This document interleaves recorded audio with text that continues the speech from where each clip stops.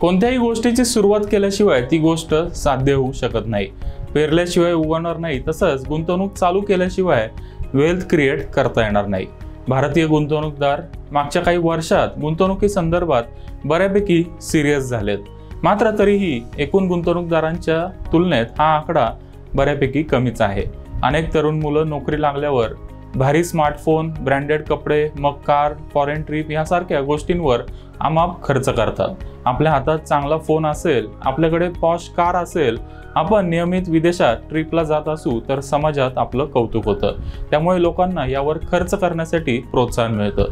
तुम्ही नवीन आयफोन खरेदी केला तर तुमचे मित्र तुमचं खूप कौतुक करतील, चार चौघात तुमची कॉलर टाईट होईल।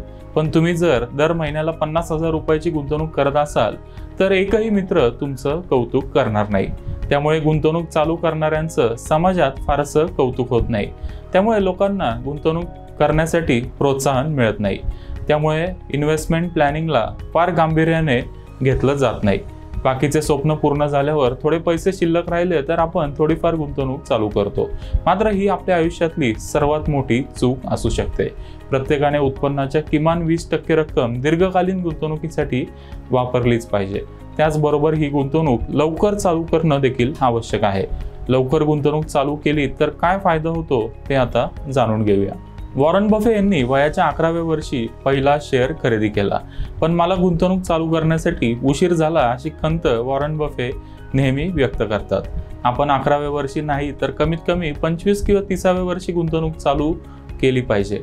प्रत्येकाचं रिटायरमेंटचं वय निश्चित आहे। साधारण 58 किंवा 60व्या वर्षी आपल्याला रिटायर व्हावंच लागतं, आपला ॲक्टिव्ह इन्कम बंद होतो। मग आपण साठवलेल्या पैशातूनच जो पॅसिव्ह इन्कम मिळणार आहे त्याच पैशावर आपल्याला उदरनिर्वाह करायचा असतो। म्हणूनच आपण जर लवकर गुंतवणूक चालू केली तर गुंतवणुकीसाठी आपल्याला जास्त कालावधी मिळेल। समजा रोहितने म्युच्युअल फंड्समध्ये 1 लाख रुपयाची एक रकमी गुंतवणूक केली आणि त्यावर त्याला वार्षिक 15% रिटर्न मिळाला तर 10 वर्षानंतर त्याच्या गुंतवणुकीचं मूल्य होईल 4,04,000 रुपये, म्हणजे त्याचे पैसे 4 पट झाले। त्याला साधारण 3 लाख रुपयाचा फायदा झाला। त्याने जर ही गुंतवणूक 20 वर्षानंतर काढली तर त्याला 16,36,000 रुपये मिळतील।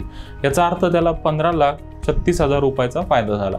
आता इथे एक महत्त्वाच्या गोष्टीकडे आपण लक्ष दिलं पाहिजे, ती म्हणजे रोहितचा गुंतवणुकीचा कालावधी दुप्पट झाला, पण त्याला मिळणारा फायदा 5 पट वाढला। जो गुंतवणूकदार लवकर गुंतवणूक चालू करेल त्याला कंपाऊंडिंगसाठी जास्त कालावधी मिळेल आणि अर्थातच त्याची जास्त वेल्थ क्रिएट होईल। हीच 1 लाख रुपयाची गुंतवणूक रोहितने 30 वर्षानंतर काढली तर त्याला 66,20,000 रुपये मिळतील आणि गुंतवणूक 40 वर्ष होल्ड केली तर 1 लाखाच्या गुंतवणुकीचं मूल्य होईल तब्बल 2,67,00,000 रुपये। आपण गुंतवणूक चालू करण्यासाठी जेवढा उशीर करू तेवढा आपल्याला कंपाऊंडिंगसाठी कमी कालावधी मिळेल आणि आपल्याला त्यातून कमी प्रॉफिट मिळेल। आता SIP लवकर चालू करण्याचे फायदे काय आहेत ते जाणून घेऊया। समजा रोहितचं वय आहे 25 आणि अमितचं वय आहे 40।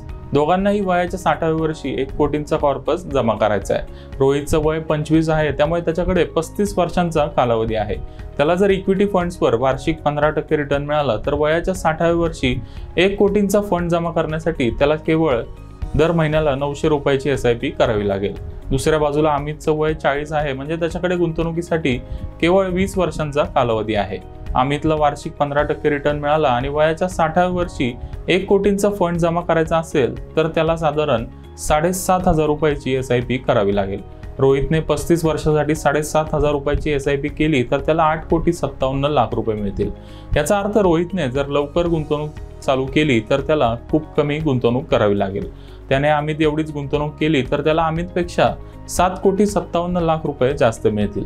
मित्रांनो, तुमचं वय 40 पेक्षा जास्त असेल आणि अजूनही तुम्ही गुंतवणूक चालू केली नसेल तर आता मात्र वेळ वाया घालवू नका।